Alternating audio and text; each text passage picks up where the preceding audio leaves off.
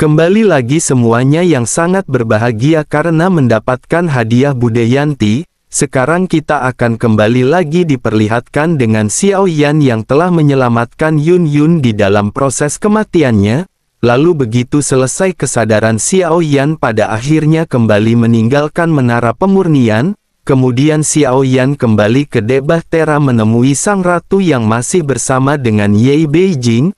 Lalu Xiao Yan menatap Nanfu dengan serius dan bertanya apakah Nanfu kenal murid Mei Ling yang bernama Yunzi. Kemudian mendengar Xiao Yan yang menanyakan hal ini, Ye Beijing seketika menatap ke arah Xiao Yan dengan tatapan aneh. Ye Beijing segera bertanya dengan rasa ingin tahu, bukankah Xiao Yan pernah menanyakan pertanyaan ini sebelumnya? Sang ratu seketika menoleh ke arah Ye Beijing dengan ekspresi tampak bingung. Sang ratu segera bertanya kepada Ye Beijing, kapankah Xiao Yan bertanya? Ye Beijing memiringkan kepalanya dengan mata yang melebar dan ekspresi aneh. Dirinya menatap ke arah dua sosok di hadapannya dengan ekspresi serius. Ye Beijing pada saat ini merasa seolah-olah permasalahannya sepertinya terletak pada diri Ye Beijing. Dirinya bahkan menduga bahwa Ye Beijing tampaknya sedang berhalusinasi. Sementara itu sang ratu pada saat ini segera kembali menoleh ke arah Xiao Yan. Yang mulia ratu pun segera berkata tentu saja dirinya tahu siapakah Yunzi. Bukankah dirinya adalah kekasih Xiao Yan? Nanfu ingat bahwa Yunzi ini mengikuti Mei Ling dan apakah ada permasalahan? Mendengar hal tersebut mata Ye Beijing pada saat ini menjadi semakin membelalak.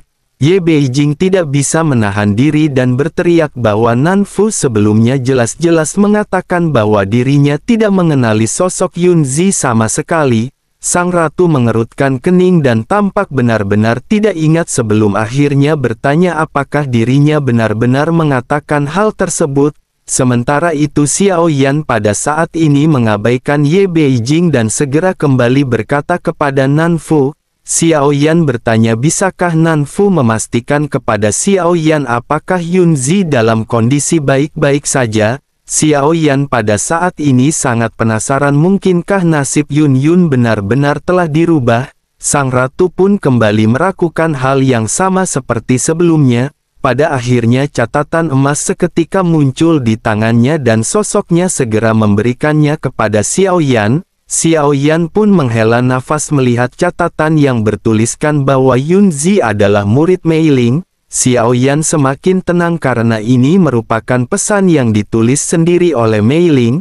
Begitu menyelesaikan urusannya Xiao Yan pada akhirnya menghela nafas lega dan memutuskan untuk kembali ke pagoda pemurnian. Xiao Yan kembali ke lantai 15 yang merupakan koridor abadi. Xiao Yan telah menggunakan kristal butian untuk mengubah nasib Yun Yun, tetapi Xiao Yan tidak tahu berapa harga yang harus Xiao Yan bayar. Dari nasib seseorang hingga nasib dunia, perubahan kecil apapun tidak akan dapat menimbulkan gelombang besar atau mungkin seperti debu yang tidak berdampak. Namun Xiao Yan yakin bahwa mereka yang telah berubah pasti akan membayar harganya. Xiao Yan pun mengesampingkan permasalahan ini sebelum akhirnya Xiao Yan berfokus ke permasalahan lainnya. Xiao Yan berpikir bahwa ada yang salah dengan penampilan dari Zhang Misi. Sebelumnya Zhang Misi hanya menjaga jarak dari Xiao Yan, tetapi kali ini dirinya benar-benar menyerang Xiao Yan. Xiao Yan pun bertanya-tanya bisakah kristal butian ini menghabisi Zhang Misi. Xiao Yan pun segera lanjut bertanya kepada Zhan Lao dan sosok Zhan Lao kembali muncul. Zhan Lao pada saat ini segera menjawab Xiao Yan dengan berkata bahwa Zhang Misi hanyalah sekelompok orang gila. Kristal butian ini juga merupakan benda dari alam dewa kekacauan dan tidak memiliki fungsi yang jelas. Zhan Lao tampaknya benar-benar mengetahui tentang sosok dari Zhang Misi. Xiao Yan pun membalik telapak tangannya dan topeng pusaran pada saat ini muncul di tangannya. Ada lubang di tengah dahi topeng tersebut dan Xiao Yan pada saat ini sedikit mengerutkan kening. Sementara itu Zhan Lao pada saat ini segera berkata bahwa ini hanyalah salah satu cara bagi mereka. Selain itu menurut Zhan Lao topeng ini juga agak aneh. Xiao Yan seketika terkejut dan segera menoleh ke arah Zhan Lao. Xiao Yan pun lanjut bertanya apakah yang dimaksud oleh Zhan Lao. Zhan Lao menatap ke arah Xiao Yan dan berkata bahwa topeng ini tidak boleh disimpan. Mendengar hal tersebut Xiao Yan pun bergumam sambil memegang topeng dingin di tangannya. Xiao Yan lanjut bergumam, mungkinkah topeng ini biasanya tidak akan tertinggal dan akan menghilang bersamaan dengan Zhang Misi yang mati. Zhan Lao pada saat ini tidak menjawab dan hanya tampak curiga sebelum akhirnya mengangguk. Sementara itu Xiao Yan menatap ke arah topeng itu dan perlahan menggerakkan lengannya ke atas. Xiao Yan pada saat ini ingin tahu apakah efeknya jika Xiao Yan mengenakan topeng ini di wajahnya. Mungkinkah topeng yang ditinggalkan oleh Zhang Misi ini merupakan undangan untuk Xiao Yan? Melihat apa yang akan dilakukan oleh Xiao Yan, Zhan Lao pada saat ini sama sekali tidak mengambil tindakan apapun. Tampaknya terkecuali Xiao Yan bertanya, Zhan Lao tidak akan berbicara untuk mempengaruhi pikiran Xiao Yan. Xiao Yan pun memegang topeng tersebut dan mulai mendekatkannya ke wajahnya. Ada lubang di antara kedua alis topeng tersebut, tetapi topeng ini memberikan perasaan aneh.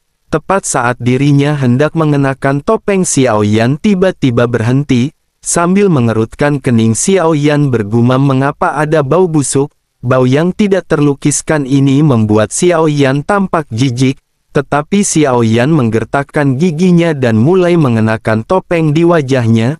Topeng pusaran itu tidak terlalu besar atau tidak terlalu kecil, seolah-olah memang dibuat untuk wajah Xiao Yan. Tiba-tiba Xiao Yan mengeluarkan suara gemuruh teriakan bahkan membuat Zhan Lao sedikit melebarkan matanya. Saat berikutnya Xiao Yan berhenti dan Xiao Yan kembali melepas topeng pusaran dari wajahnya. Xiao Yan berkata dengan ekspresi bosan, ternyata tidak terjadi apa-apa. Sementara itu tatapan Zhan Lao pada saat ini sedikit meledek karena Xiao Yan benar-benar mengagetkannya. Zhan Lao benar-benar sangat kesal karena Xiao Yan ternyata bercanda ketika Xiao Yan berteriak sebelumnya.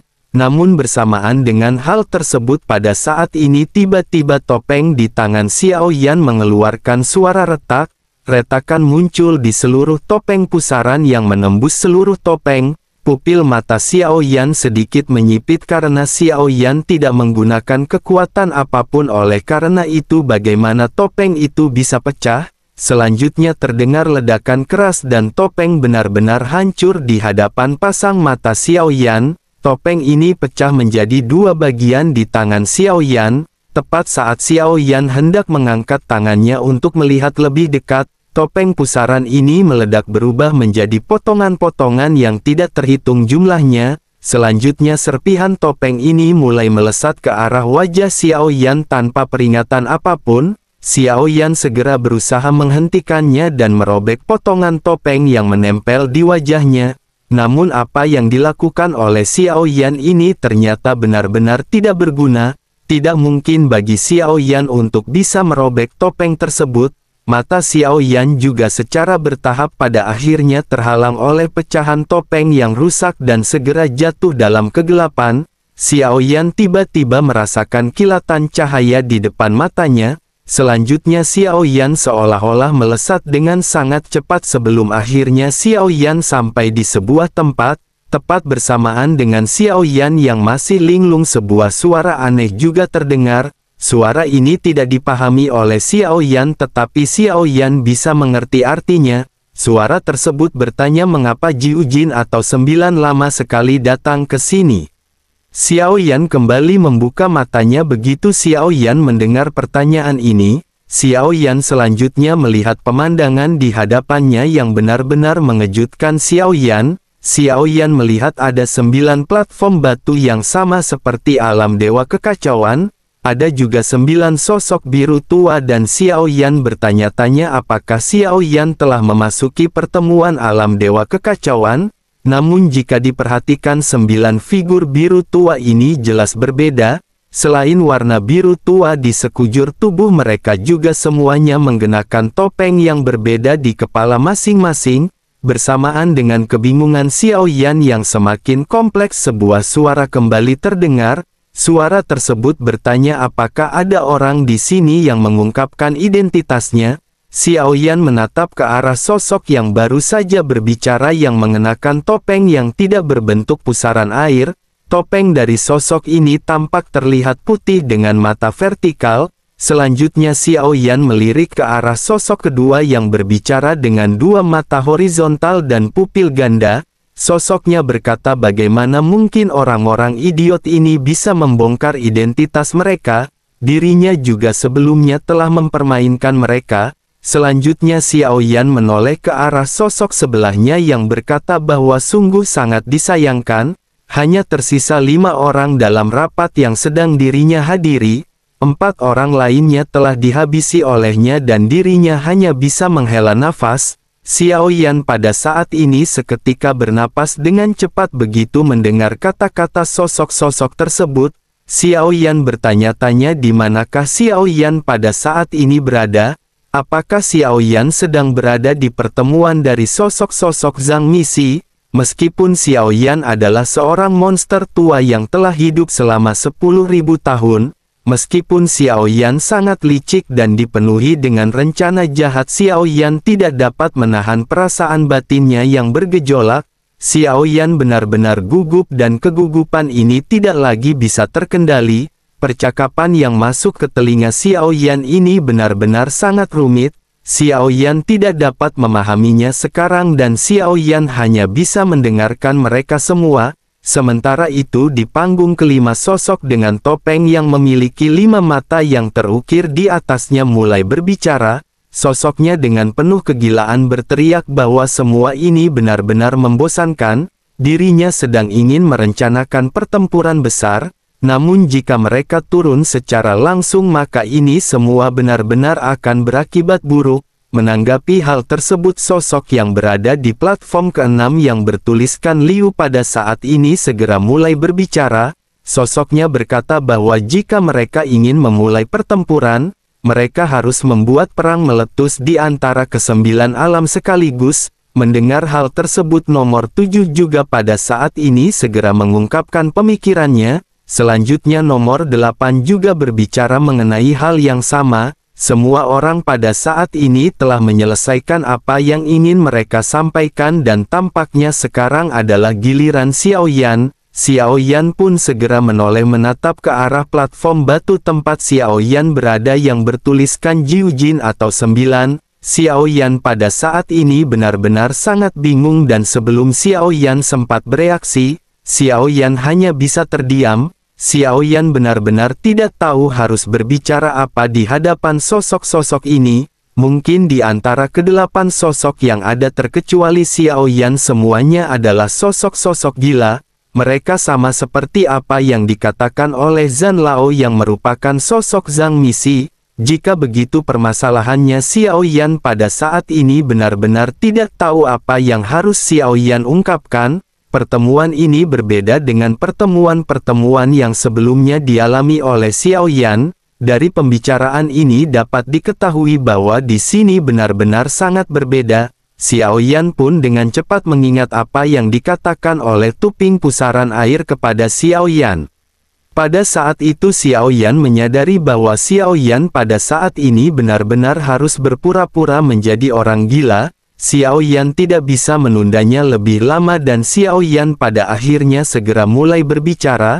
Xiao Yan berkata bahwa ini benar-benar menyenangkan, dirinya telah memancing perang besar dan mereka sama sekali tidak bisa menemukan sosoknya. Dirinya benar-benar akan segera bermain dengan ke-9 alam yang ada. Xiao Yan baru saja menggunakan nada intonasi yang sangat asing dan berusaha sekuat tenaga untuk meniru sosok Zhang Misi yang Xiao Yan habisi sebelumnya. Segala sesuatu yang terjadi sekarang terlalu tiba-tiba dan Xiao Yan tidak tahu bagaimana Xiao Yan bisa menjadi Zhang Misi. Xiao Yan juga bertanya-tanya apakah sesungguhnya yang pada saat ini mereka lakukan. Tampaknya mereka tidak memiliki tujuan yang jelas dan apa yang disebut permainan itu tampaknya tidak istimewa. Mereka benar-benar seperti yang dikatakan oleh Zhan Lao yang merupakan sekelompok orang gila. Setelah Xiao Yan selesai berbicara sosok bertopeng pupil mata vertikal pada saat ini segera berbicara kepada Xiao Yan. sosoknya bertanya bagaimana dengan reinkarnasi yang mulia, bisakah dirinya menunjukkan tempat tepatnya sosok tersebut kepadanya? Sebelumnya reinkarnasinya telah menyamar sebagai Zhang Misi dan dirinya sangat tertarik pada orang ini. Dirinya juga telah berjanji tidak akan membiarkannya mempermainkan hal ini lagi. Ketika Xiao Yan mendengar hal ini jantungnya berdebar kencang dan bertanya-tanya apakah dirinya telah mengungkapkan kekurangannya, atau mungkin ini merupakan pertanyaan ujian yang disampaikan untuk Xiao Yan. Xiao Yan pada saat ini mengerutkan kening dan berpikir bahwa pertemuan ini sama seperti pertemuan kekacauan dewa sebelumnya. Xiao Yan menganggap semua sosok di hadapannya sebagai musuh yang kuat dan Xiao Yan harus bisa mendapatkan keuntungan. Xiao Yan pada akhirnya berlagak gila dengan bertanya apakah dirinya juga tertarik, tetapi itu tidak akan terjadi terkecuali dirinya menukarnya dengan suatu yang lebih baik. Mendengar hal ini sosok yang sebelumnya bertanya kepada Xiao Yan seketika tertawa dan mulai kembali berbicara. Dirinya bertanya apakah Xiao Yan tertarik dengan Jiu Yang Tianzun Huachan. Dirinya telah membawanya untuk menjelajahi beberapa alam dan orang ini sangat gigih. Dirinya juga suka bermain dan bagaimana jika Jiu bertukar dengannya. Menanggapi hal tersebut salah seorang lainnya pada saat ini segera tiba-tiba mulai berkata bahwa Huachan sangat membosankan, sebaiknya Jiu Jin pada saat ini bertukar dengannya. Orang-orang ini baru di sini dan mereka sangat bodoh dan sangat menyenangkan untuk bermain bersama dengan mereka. Xiao Yan pada saat ini tersenyum pahit mendengar apa yang dikatakan oleh dua sosok tersebut. Xiao Yan tidak menyangka bahwa di mata para Zhang Misi ini para pemimpin dunia yang setara dengan Xiao Yan sebenarnya dianggap sebagai orang bodoh. Namun meskipun begitu Xiao Yan juga pada saat ini setidaknya bisa mengetahui adanya peraturan di tempat ini. Tampaknya mereka semua sangat tertarik kepada sosok yang mulia. Namun jika didengarkan dari perkataan mereka, tampaknya mereka tidak akan dapat saling mengganggu terkecuali mereka bertukar tempat. Sepertinya mereka juga masing-masing bertanggung jawab atas 9 alam yang ada. Bersamaan dengan Xiao Yan yang terdiam pada saat ini sosok lainnya segera mulai berbicara kepada Xiao Yan. Sosoknya berkata sebaiknya Jiu Jin bertukar dengan dirinya. Miliknya adalah yang paling menarik. Dirinya merupakan iblis seks wanita yang berasal dari alam iblis keabadian kuno. Dirinya akan dapat melihat banyak hal yang menarik ketika mengikutinya. Selama ada pria yang dikirim kepadanya maka orang itu tampaknya tidak akan melewatkannya sama sekali. Xiao Yan pada saat ini terdiam tanpa mengatakan apapun menanggapi sosok-sosok ini. Xiao Yan berpikir selama mereka bersedia berbicara lebih banyak hal tersebut akan menjadi lebih baik bagi Xiao Yan karena Xiao Yan akan bisa mendapatkan lebih banyak informasi. Selain itu Xiao Yan juga menyadari tampaknya tidak ada sosok pemimpin di tempat ini, tidak ada seorang pun yang sepertinya membatasi pembicaraan di antara mereka, tidak ada sosok yang mengendalikan seluruh rapat dan semakin banyak kata yang diucapkan suasana akan menjadi sangat riuh. Sementara itu di sisi lain sosok satunya lagi kembali berbicara kepada Xiao Yan, sebaiknya dirinya menukarkan dengan mereka. Pada saat ini dapat dilihat bahwa sosok-sosok ini tampaknya benar-benar ingin bertukar dengan Xiao Yan. Sementara itu di sisi lain pada saat ini nomor 6 segera berkata bahwa dirinya benar-benar sangat penasaran kepada Jiu. Su Qiantaiyu adalah aktor miliknya sementara Jiu telah menyerang reinkarnasi yang mulia. Pada akhirnya, begitu perkataan ini terdengar Xiao Yan seketika langsung melambaikan tangannya dan menghentikan sosok tersebut. Xiao Yan pun segera berbicara dengan cepat bagaimana tanggapan sosoknya. Apakah yang tersaji pada saat itu cukup menarik dengan Taiksu yang berakhir dengan kekalahan? Mendengar hal tersebut sosok itu pun segera lanjut berkata mengapa dirinya memilih untuk mengambil tindakan. Begitu kata-kata ini keluar area di sekitar seketika berubah menjadi sunyi. Sementara itu si terdiam karena Xiao Yan benar-benar tidak tahu aturan dari Zhang Misi. Tetapi melalui penyelidikan Xiao Yan sepertinya Zhang Misi tidak akan dapat bertindak sembarangan. Xiao Yan juga pada saat ini benar-benar bingung harus berkata apa dengan pertanyaan dan tatapan dari sosok-sosok ini. Xiao Yan pada akhirnya kembali berpura-pura menjadi gila ketika berkata bahwa semua ini benar-benar menyenangkan. Begitu perkataan Xiao Yan terdengar, sosok nomor 2 pada saat ini segera bertanya apakah Xiao Yan benar-benar melakukannya. Detak jantung Xiao Yan pada saat ini semakin cepat begitu Xiao Yan mendengar pertanyaan ini. Selanjutnya mereka satu demi satu benar-benar bertanya kepada Xiao Yan apakah 9 benar-benar telah melakukannya. Detak jantung Xiao Yan berdetak menjadi semakin cepat dan Xiao Yan bertanya-tanya bagaimana Xiao Yan harus menjawab. Topeng pusaranlah yang telah melakukannya dan Xiao Yan sesungguhnya tidak tahu apa yang terjadi. Xiao Yan juga tidak punya cara untuk membantahnya karena ada sosok Zhang Misi lain yang memperhatikannya pada saat itu. Di tengah-tengah kebingungannya Xiao Yan pada akhirnya tertawa untuk menutupi kegelisahannya. Selanjutnya Xiao Yan berkata bahwa dirinya telah melakukannya pada reinkarnasi yang mulia. Orang itu terlihat sangat takut sehingga hampir dihabisi oleh Jiu. Begitu mendengar apa yang dikatakan oleh Xiao Yan, salah seorang di antara mereka pada saat ini dengan bergetar berkata bahwa Jiu benar-benar terlalu. Xiao Yan menatap ke arah sosok tersebut yang tampak tertegun dan benar-benar terkejut. Sementara itu selanjutnya salah seorang di antara lainnya juga segera berkata apakah Jiu benar-benar tidak takut. Xiao Yan yang tidak mengetahui apa-apa pada saat ini tanya-tanya apa yang harus Xiao Yan takutkan. Xiao Yan juga benar-benar tidak tahu apa yang akan terjadi jika Zhang Misi mengambil tindakan. Setelah semua orang tertegun untuk beberapa saat pada akhirnya nomor 1 pada saat ini tertawa dan berteriak bahwa apa yang dilakukan oleh Jiu benar-benar sangat keren. Dirinya benar-benar berani dan benar-benar tahu caranya bermain. Salah seorang lainnya juga pada akhirnya tertawa dan berkata bahwa dirinya tidak menyangka Jiu akan begitu gila.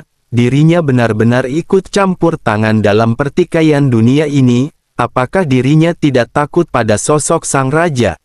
Xiao Yan tercengang begitu Xiao Yan mendengar hal ini. Xiao Yan bertanya-tanya di dalam benaknya apakah itu berarti jika Xiao Yan campur tangan Xiao Yan mungkin akan dihukum oleh sang raja. Xiao Yan pun pada akhirnya menyadari alasan mengapa topeng ini ditinggalkan. Ternyata Zhang Misi hanya ingin membiarkan reinkarnasi yang mulia untuk terjebak. Di tengah-tengah Xiao Yan yang merenung pada saat ini salah seorang lainnya juga segera berbicara. Sosok ini adalah sosok nomor 1. Sosoknya berkata ternyata Jiu layak membiarkan yang mulia bereinkarnasi sebagai aktor. Dengan begitu maka mereka tidak memenuhi syarat karena mereka tidak segila Jiu. Xiao Yan pada saat ini mendapatkan banyak sanjungan dan pujian dari sosok-sosok yang berada di sekitarnya. Namun Xiao Yan tidak mengatakan apapun dan Xiao Yan hanya bisa merasakan adanya firasat buruk yang muncul secara spontan. Pada saat ini Xiao Yan benar-benar sangat ingin menarik diri dari pertemuan ini. Namun Xiao Yan tidak tahu bagaimana cara Xiao Yan kembali ke kenyataan. Xiao Yan juga tidak ingin kembali melihat sosok sang raja. Bagaimana jika Xiao Yan pada saat ini ditemukan oleh sosok sang raja? Xiao Yan ingat bahwa ketika Xiao Yan pertama kali bertemu dengan sang raja, sosoknya memakan figur-figur biru yang sama seperti Xiao Yan sebagai cemilan. Terlebih lagi dengan menara pemurnian di tubuh Xiao Yan, bukankah topeng pusaran ini akan membuat Xiao Yan dalam kesulitan? Meninggalkan tempat ini dengan cepat adalah satu-satunya pikiran Xiao Yan sekarang. Xiao Yan terus-menerus memikirkan bagaimana caranya bisa pergi dari tempat ini. Bersama dengan hal tersebut suara-suara di sekitarnya pada saat ini menjadi semakin kecil. Suara ini mengecil seolah-olah Xiao Yan pada saat ini menjauhi mereka. Selanjutnya pupil mata Xiao Yan menyusut karena situasi di depan Xiao Yan berubah. Lingkungan di sekitar Xiao Yan dengan cepat mundur dan berubah menjadi kegelapan. selanjutnya dunia di depannya meluas dengan kecepatan yang sangat cepat.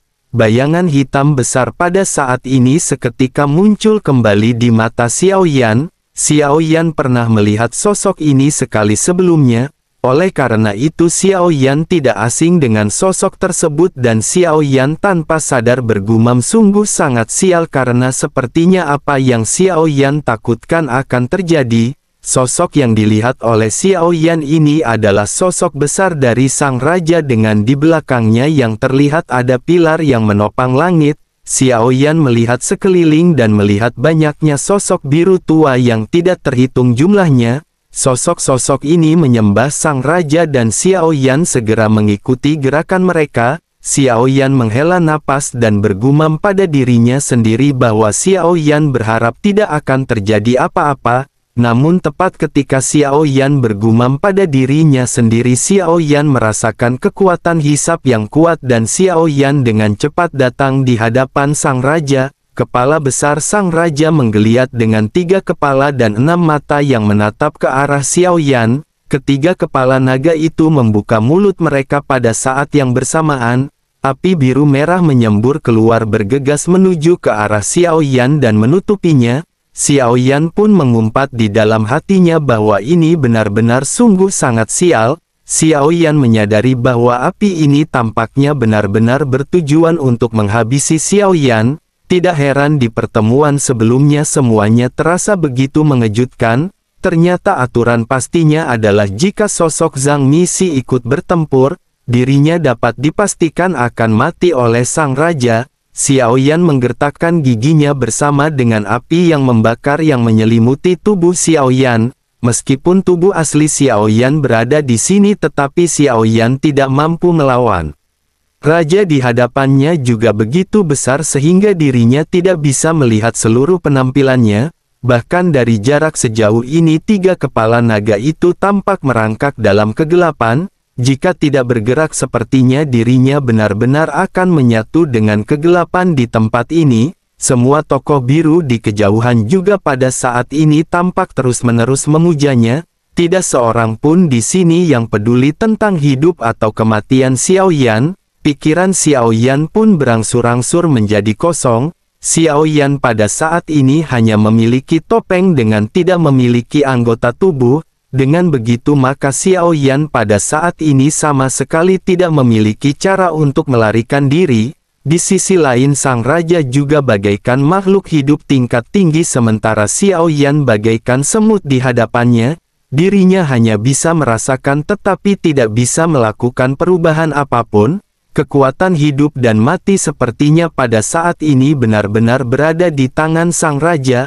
Api menyembur keluar dan Xiao Yan hanya bisa menghadapi ini dengan tabah.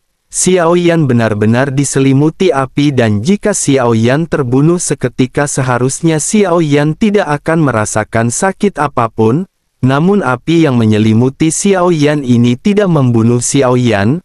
Api ini hanya menimbulkan kesakitan yang luar biasa. Xiao Yan merupakan kultivator yang berada di jalan api. Baginya tidak ada api yang bisa melukainya tetapi pada saat ini, Xiao Yan benar-benar merasakan sakit hingga jiwa terbakar. Namun Xiao Yan tidak bisa bersuara dan bahkan tidak bisa bergerak sama sekali. Rasa sakit ini membuat Xiao Yan ingin pingsan tetapi Xiao Yan tidak bisa pingsan. Hal ini dapat dikatakan seperti suatu siksaan hidup bagi Xiao Yan. Xiao Yan sekali lagi mengerti mengapa mereka begitu bersemangat selama pertemuan dan terus-menerus memuji Xiao Yan. Xiao Yan kini akhirnya menjalani kehidupan yang lebih buruk daripada kematian. Xiao Yan juga akhirnya mengerti bahwa Zhang Misi tidak memiliki status khusus di alam dewa kekacauan ataupun di mata sang raja. Setidaknya dalam pandangan Xiao Yan mereka hanyalah sekelompok makhluk aneh yang mencoba memicu perang untuk menyenangkan dan mendapatkan kesenangan mereka sendiri. Xiao Yan pun hanya bisa menggertakkan gigi dan api yang bertahan lama seketika akhirnya padam. Xiao Yan tidak terbakar sampai mati tetapi rasa sakitnya kali ini tidak akan terlupakan oleh Xiao Yan. Xiao Yan hanya bisa tersenyum pahit. Xiao Yan entah kenapa bisa berubah menjadi sosok Zhang Misi bernama Jiu Jin. Xiao Yan benar-benar menerima kesalahan atas apa yang dirinya lakukan dan menempatkan diri Xiao Yan dalam situasi seperti ini.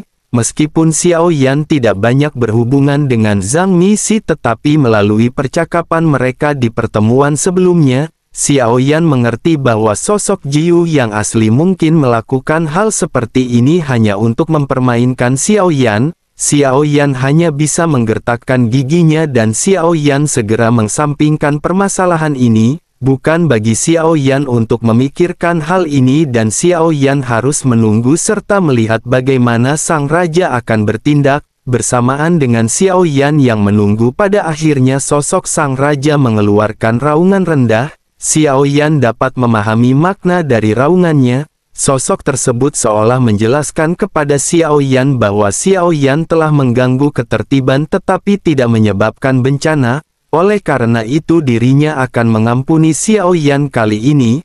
Begitu perkataan ini terdengar, sebuah kekuatan besar membuat Xiao Yan berbalik. Xiao Yan merasakan dirinya menerobos kegelapan dan membuka matanya dalam sekejap.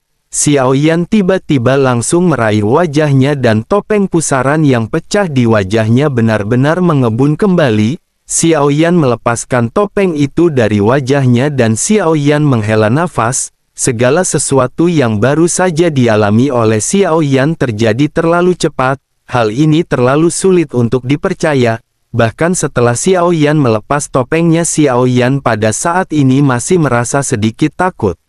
Xiao Yan selalu berpikir bahwa dalam situasi apapun Xiao Yan harus cukup tenang, tetapi kali ini Xiao Yan tidak menyangka bahwa Xiao Yan masih akan kehilangan ketenangannya, dan beruntung ketika Xiao Yan bertemu dengan sang raja hanya menghukum Xiao Yan dan tidak menghabisinya seperti Budayanti dulu.